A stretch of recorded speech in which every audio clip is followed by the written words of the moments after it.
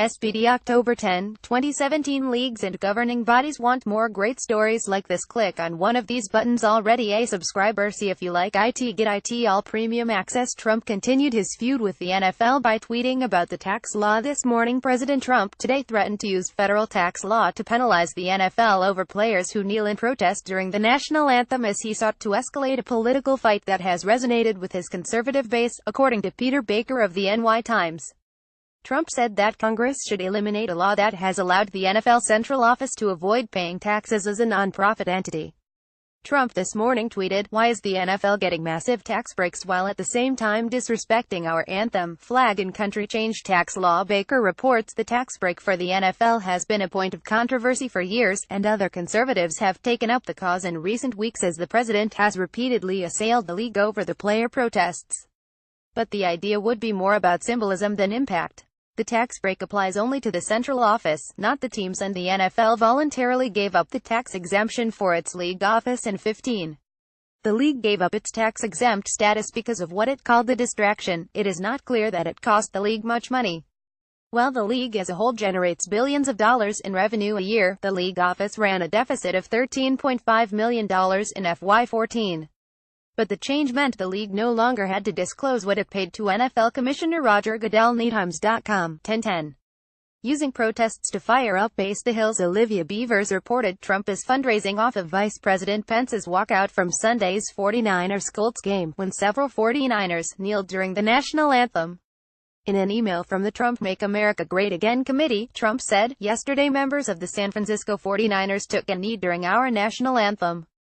Their stunt showed the world that they don't believe our flag is worth standing for, but your vice president refused to dignify their disrespect for our anthem, our flag, and the many brave soldiers who have died for their freedoms."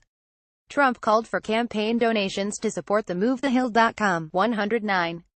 Weekend talk formed plans in D.C. Abby Phillip reports Pence for weeks had planned to be at Sunday's Colts game at Lucas Oil Stadium. Pence and Trump spoke by phone over the weekend, and the decision was made that if players knelt, he would head for the exits. It was a moment that pitted against each other some of what Pence has stated are his most deeply held convictions: his advocacy for the First Amendment against his fidelity to the flag, and his loyalty to Trump against his love for his hometown team. Pence chose Trump's agenda. For some Colts fans, Pence's move pointedly showed that he was willing to inject politics into a day that was supposed to be all about the home team. Washington Post, 1010. Colts' Darius Butler said Pence's move was more theater than anything. Butler: "I would imagine that with our taxpayer dollars he could get some intel that San Francisco has been one of the most outwardly protesting teams. So, I don't think that was a surprise to anyone in the building. I don't think there was even a reaction by our crowd. But I guess he was caught off guard by it." Indianapolis Star, 1010. Going back and forth in Las Vegas. Gregory Clay writes, "The message to NFL players from fans such as Pence appears simply to be this: you guys can beat your wives and girlfriends, drive while intoxicated, defy police officers, get arrested for everything from drugs to assaults on nightclub patrons to suspicion of murder, but don't mess with our flag." Las Vegas Sunday, 1010. But in D.C., Cheryl Chumley writes, "The NFLPA just doesn't get it."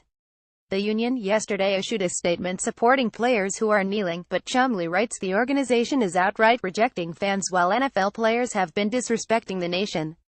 Fans tune in to see them play, not protest. Chumley: "It is a bit disingenuous for football players to paint themselves in the same vein as the real patriots of America who fought for the land of the free and the home of the brave." Yes. Washington Times, 1010. Also in D.C., Sally Jenkins writes, "No moral dilemma in sports ever has been harder to sort out. It is simply not easy to choose a side." 49ers' Eric Reid and other players are using their NFL stage to make calculated gestures on injustice they feel deeply about. But Pence had every right to use that platform too, to redirect attention to those who have died serving. Washington Post, 1010. The Washington Times' Darren Snyder writes under the header, "Maybe the country needs a football timeout." Washington Times, 1010. One fan base not bothered in Jacksonville. Nate Monroe reports the outrage over the decision by 15 Jaguars players to take a knee during the national anthem before a game last month may have just been hot air after all. According to a UNIV of North Florida survey of 509 registered voters in Duval County, most voters said that the hoopla has not impacted their likelihood to watch or attend a game.